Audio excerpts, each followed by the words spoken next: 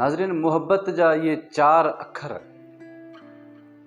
तमाम चवण में भी सोला, लिखण में भी सोला, पर अगर मोहब्बत ते ॻाल्हाइजे या लिखिजे तो शायद दुनिया जा किताब, दुनिया जा पन्ना खुटी वञनि, मस खुटी पए। मोहब्बत जो वॾो एॾो दास्तान आहे। अगर मोहब्बत खे उन मोहब्बत जे नज़र सां ॾिसूं, तारीख़ी किस्सनि में तव्हां ॿुधंदा हूंदव, तव्हां पढ़ियो बि हूंदो त जीअं ससुई पुनू जो किस्सो, लैला मजनू जो किस्सो, हीर रांझे जो किस्सो, इहे मोहब्बत जा दास्तान आहिनि।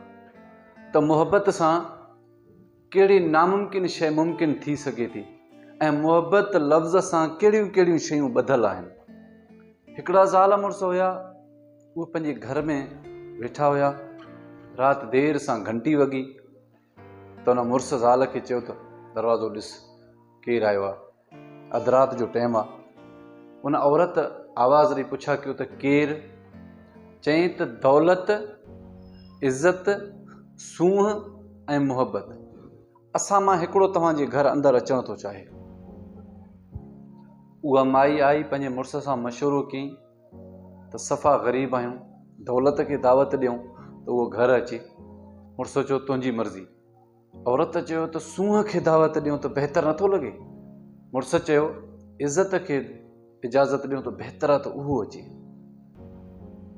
बहरहाल ॿिन्ही पाण में मशवरो कयो।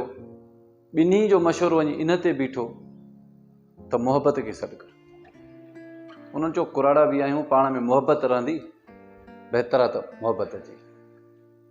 हाणे ॿाहिरिनि जो शर्त इहो हुयो त अंदरि हिकिड़ो दाख़िल थींदो। उन माईअ वञी सॾु कयो त मोहब्बत अचे।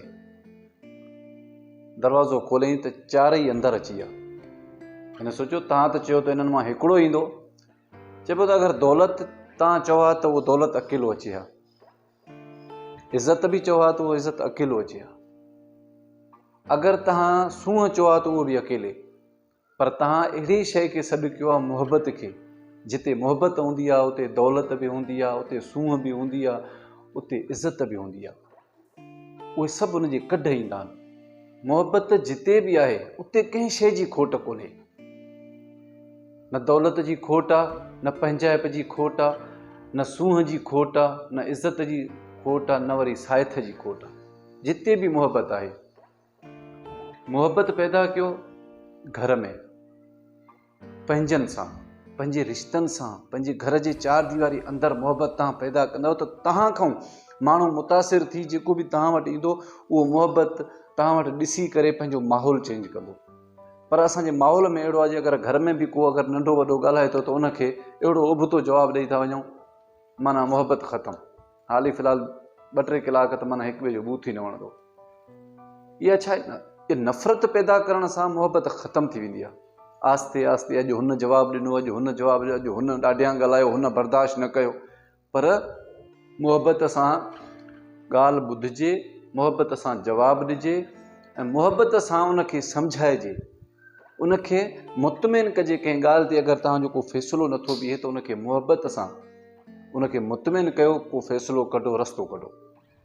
अगरि ज़िदावत में ॻाल्हि अची वेंदी त तव्हां यकीन कयो त दौलत बि तव्हांजे घरां हली वेंदी, बरकत बि हली वेंदी, सूंह बि हली वेंदी, पंहिंजाइप सभु कुझु हर को थी वेंदो। बहितर इहो आहे। ऐं इन नंढड़े लफ़्ज़ मां माण्हू पिराए। मां दुआ कंदुसि त अलाह पाक तव्हां ऐं असां सभिनी खे मोहब्बत एको ॿधी करण जी तौफ़ीक़ अता फ़रमाए।